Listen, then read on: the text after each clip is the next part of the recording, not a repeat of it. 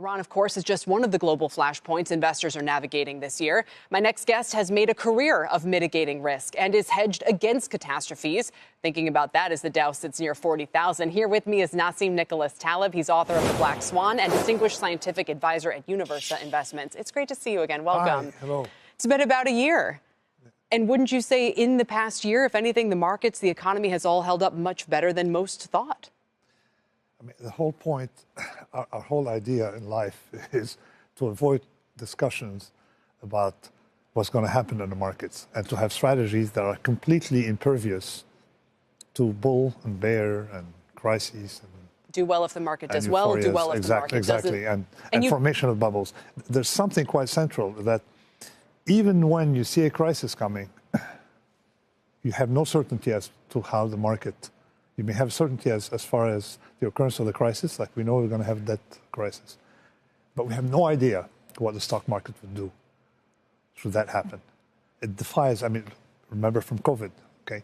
So the whole idea is to be impervious to any scenario in the future. And that's what we're about. And that's what I've been talking about. And people are starting to understand it now.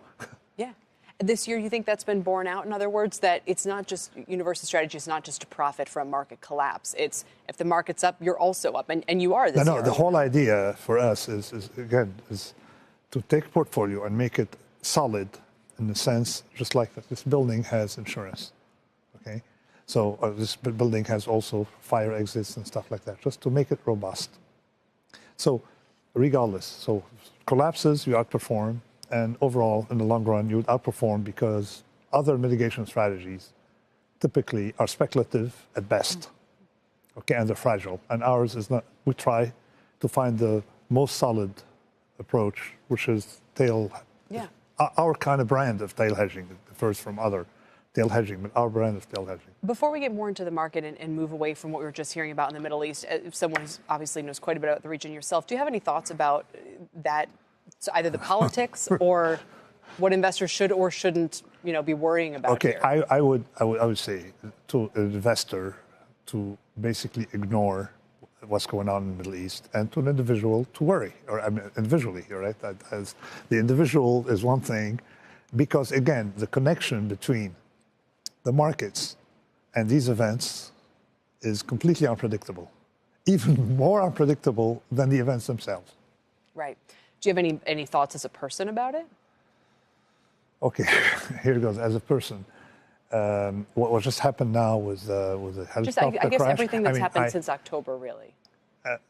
I think that was, people think that this thing started in October. In fact, it's context that you have to, look at when you have a situation that's unresolved.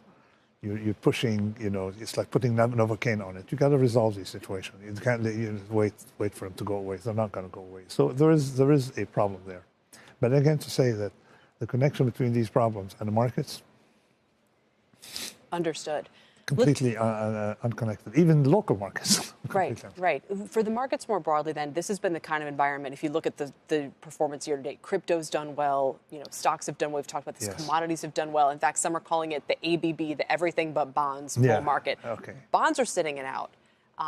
Correlations have changed. Okay, the thing is, the biggest problem we have is when people start hedging based on correlation, say a strategy that has 60-40 or even worse, leverage 160, stock bonds, and all of that is I don't know if they're pulling these correlations, but we've noticed that correlation in finance is a random variable.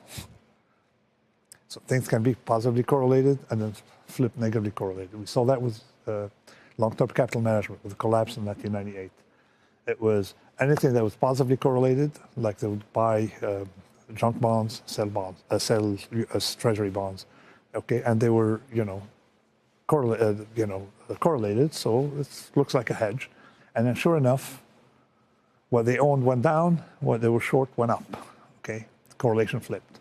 So we have these situations, or mortgages versus bonds. We have these situations, stock bonds, where you have a positive correlation unexpectedly, and then unexpectedly a very negative correlation, and then unexpectedly. So basically, if you're engaged in a hedge, you need to know what correlation is going to be.